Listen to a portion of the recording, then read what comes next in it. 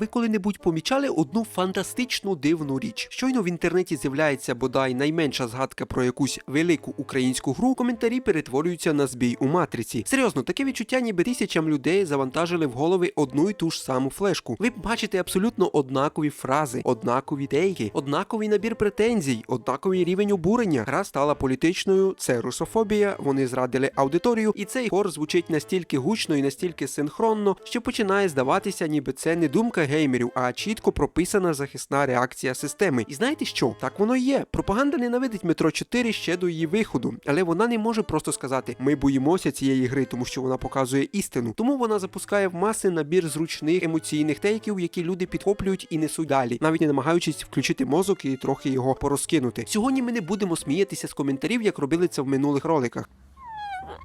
Ми зробимо дещо набагато гірше. Ми візьмемо головні аргументи пропаганди, які використовують проти нової метро, покладемо їх на стіл і просто перевіримо на базову логіку. Я знімав такий ролик ще в 24-му році, коли виходила Stalker, і ми, звісно, робили те саме. Тому сьогодні пропоную вам в цьому ролику зробити такий самий відос, і я гарантую вам, що до кінця цього відоса від їхніх найгучніших гасел не залишиться абсолютно нічого. З вами головний критик нижнього інтернету OneGames. Просто давайте з вас лайк, підписка і пишіть в коментарях, які ролики ще хочете бачити на каналі, і поїхали розносити ці тупі тейки. Почнемо з абсолютної класики. Тейк номер 1. Метро зіпсували політикою. Раніше ми просто стріляли в мутантів, а тепер розробники пхають нам свої політичні маніфести і змушують нас дивитися на палаючий Кремль. Чому ця теза так добре залітає? Давайте по-перше, бо вона апелює до ностальгії. Людині властиво ідеалізувати минуле, де трава була зеленішою, а ігри простішими. Але давайте витягнемо голову з піску і подивимося на реальність. Чи була метро коли-небудь аполітичною? Ви серйозно? Ні. Я про це говорив в минулих роликах і, можливо, запишу окремий відос, просто детальний. В деталях розжую, де і чому там була, звісно, політична ось ця повістка, як ви любите називати. Якщо хочете таке відео, то знову ж таки напишіть в коментарях, і таке відео я зроблю, як і зробив з Call of Duty, мене поправляли. Якщо ще не бачили, то обов'язково подивіться. Франшиза, в якій людство знищило себе в ядерній війні через геополітичні амбіції урядів. А політична гра, де дві найбільші фракції – це буквальні комуністи, сталіністи, червона лінія, та буквальні неонацисти, четвертий рейх, які воюють за контроль над лініями, кидаючи людей у концтабори. Це, мабуть, казка про звіряток, чи все-таки це якась політична ось ця тема? Мутанти у всесвіті метро завжди були просто декорацією, фанерою. Справжніми монстрами в цій грі від найпершої частини були люди та їхні ідеології. Те ж саме було, звісно, і в Сталкері. Тобто люди просто не звертали увагу на справжню проблему гри, на справжніх злодіїв гри, а звертали увагу просто на вигаданих мутантів, яких додавали і туди, просто як декорацію, і, звісно, для того, щоб більше було якоїсь цікавості. Більше персонажів, більше цікавості. Це, як на мене, справедлива тема. Гра кричала про наслідки диктатури, про сліпу віру в вождів, про цензуру і пропаганду ще з 2010 року. Тому, коли сьогодні хтось каже, метро стала політичною, це означає лише одне. Вона не стала такою. Просто раніше ці люди грали в гру з заплющеними очима, а коли реальність навколо них стала до болю схожою на ігрові фракції, гра раптом стала їм незручною. От і вся магія. І те ж саме, знову ж таки, було і в Сталкері. От реально, не один Сталкер не був якось відділений від політики взагалі. Ніяк. Всюди можна знайти її частинку. Просто якщо реально ідеалізувати все, і якщо, звісно, звертати на це увагу більш серйозно. Тобто, якщо ти будеш відноситися до гри завідомо як для якоїсь дитячої теми, то очевидно, що політику і щось серйозне в ній ти не побачиш. А якщо ти почнеш трохи якось ідеалізувати її, трохи якось розкидувати мозгами і передавати їй серйозності, то в моєму розумінні в любій грі можна знайти політичні якісь ось ці повістки. Ви думали, що інтернет завжди був таким швидким і зручним? Як би не так. Уявіть, ви студент у 2011-му. У вас лише старий ноутбук, купа боргів і мрія вирватися з гуртожитку в реальний успіх. Саме з цього починається SEO or Die. Це не просто гра, це ваш особистий тренажер успіху в інтернет-індустрії. Ви пройдете шлях від перших копійок на сумнівних текстах до масштабних проєктів, де кожна помилка – це мінус бюджет, а кожна перемога – це крок до крутого життя. Цікаво, чи змогли б ви взагалі вижити в інтернеті, де все тільки починалося? Давайте перевіримо. Демка вже є в Стімі. Додавайте гру у вішліст в Стімі прямо зараз, щоб не пропустити реліз. Посилання залишу в описі на гру, тому переходіть. І станьте легендою інтернету, поки це не зробив хтось інший. Рухаємося далі. Тейк номер 2. Улюблений щит і меч пропаганди і всіх коментаторів в коментарях, які мені писали. Все, що роблять розробники, це чиста, концентрована русофобія, щоб ви просто викликати ненависть дуже величезну через свою дуже популярну гру, яка піде на весь весь світ. Це геніальний у своїй простоті термін. Чому він так ідеально працює? Просто тому, що він миттєво, в принципі, переводить будь-яку дискусію в площину персональної образи. Да? Тобі не треба сперечатися про сюжет, тобі не треба думати про сенси. Тобі просто сказали, що тебе ненавидять за твою національність, і ти одразу стаєш у захисну стійку. І, звісно, не будеш якось там обдумувати, чи це насправді факт, чи це не факт. Але давайте розберемо цю конструкцію. У чому головна маніпуляція? Пропаганда навмисно і дуже хитро змішує два абсолютно різні поняття: критику державної системи та ненависть до людей. Якщо гра показує, що суспільство закрите від світу, деградує, якщо гра показує корумпованих лідерів, які готові спалити своїх громадян заради влади, якщо вона висміює імперські амбіції, це не фобія, це хірургічний розтин хворої системи. Але пропаганда каже своєму глядачу: дивись, вони сміються з влади, значить вони сміються з тебе. Знайомо, да? Ну постійно вони це говорять і по телевізору, і по коментарям, і по іграм, по всьому. Вони критикують режим, значить вони хочуть знищити тебе. Про що говорив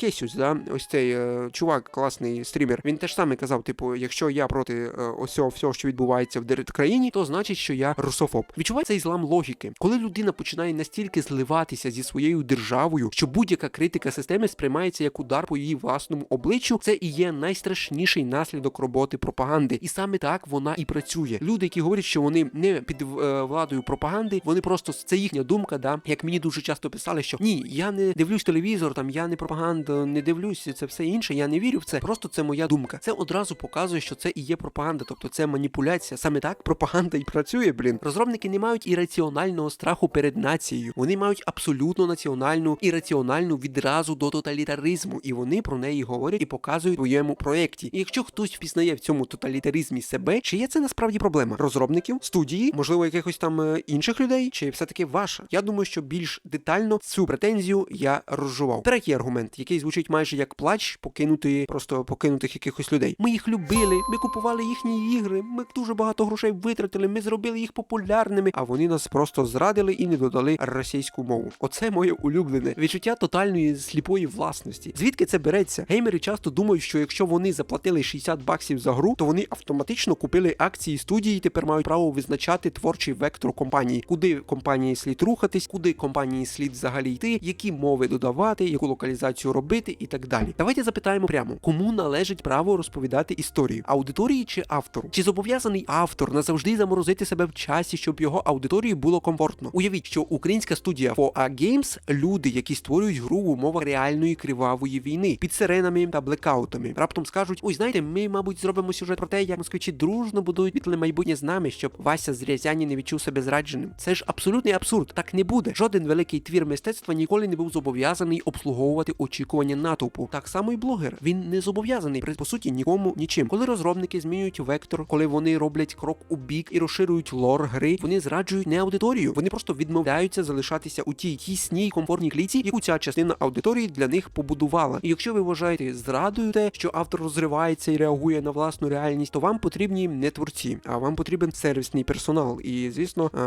лікар. І ось ми дісталися до фінального боса всіх аргументів. Священна корова геймінгу. Ігри повинні бути поза політикою. Я приходжу з заводу, я хочу просто відпочити, мене взагалі не цікавить, що там відбувається в інших країнах. Нащо ви мене вантажите цим? Ця фраза звучить настільки приємно, що в неї хочеться вірити, але це найвеличніший міф індустрії. Ви хочете ігор поза політикою? Грайте в Тетріс, грайте в Маріо, де сантехнік рятує принцесу від гриба. Але як тільки ви запускаєте гру, де є суспільство, там автоматично з'являється політика. Fallout – це жорстка сатира на американський капіталізм і холодну війну. Про це я розповідав у своєму минулому ролику і казали: назви більше ігор, що ти лише 2 ігри назвав? Окей, називаю. BioShock – це розгром філософії об'єктивізму та радикального індивідуалізму. Кіберпанк – це критика корпоративного світу. Будь-який постапокаліпсис – це результат того, що політика зазнала краху. Вимагати від гри жанру антиутопії, яка побудована на руїнах цивілізації, бути поза політикою – це як прийти на концерт, Slipknot і вимагати, щоб вони зіграли щось на арфі, бо у вас болить голова. Мистецтво завжди відображає реальність, у якій воно створюється. І якщо ця реальність горить, то гра має повне право пахнути димом. Крапка. Я думаю, тут ідеальне має бути завершення саме контраргумента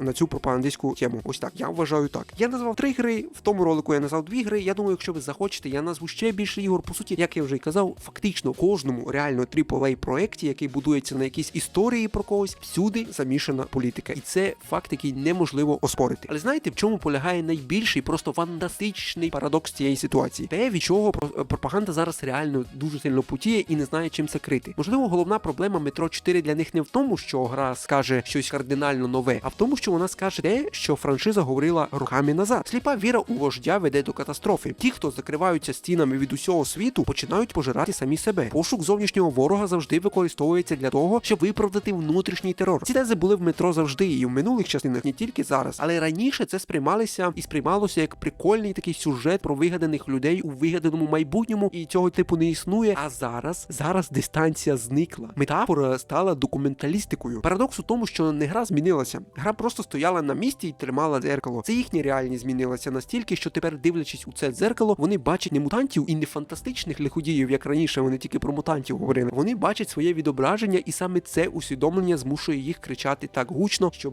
всі коментарі тільки в цих коментарях. Підводячи підсумок, давайте запам'ятаємо одну річ, що ми взагалі могли винести цього інтелектуального відоса. Да? Сильні художні твори ніколи не викликають суперечок тому, що вони створені, аби всім сподобатися. Комфортні ігри, які намагаються всім догодити, забуваються через місяць після релізу. Справді великі твори викликають вибухи емоцій, скандали і тонни однаково злих коментарів, саме тому, що вони витягують на поверхню те, про що люди бояться говорити вголос. Вони розривають шаблони, вони змушують сперечатися, вони змушують якось коментувати один одного, да? Вони стають лакмусовим папірцем, який показує, хто готовий думати, а хто просто транслює закладені в нього телевізором тези. Метро 4 ще навіть не вийшла, і не факт, коли вона вийде взагалі. Пишіть в коментарях, як ви думаєте, але вона вже змусила пропагандистську машину працювати на максимальних обертах, плодячи безглузді аргументи, які розвалюються від першого ж зіткнення з логікою. І це дуже показово. Гра ще не вийшла і немає точної дати релізу, але пропаганда працює вже, щоб якось зробити так, розхитати ось цю аудиторію, щоб люди не купували із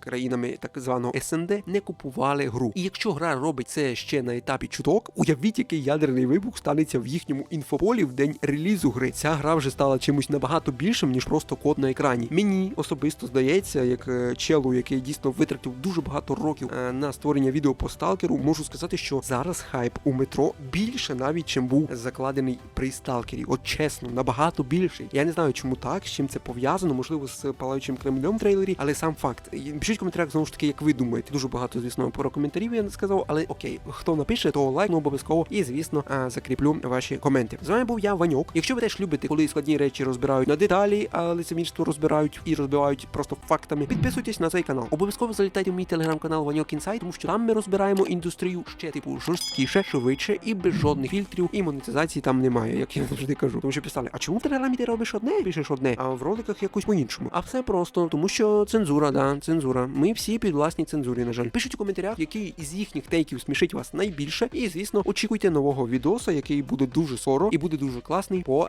взагалі всій серії Метро. Відмінених частинах, випущених частинах і дуже багато всього. Все. До зустрічі на поверхні, як то кажуть. Бувайте, дякую спонсорам за оформлені спонсорки. І, звісно, пока.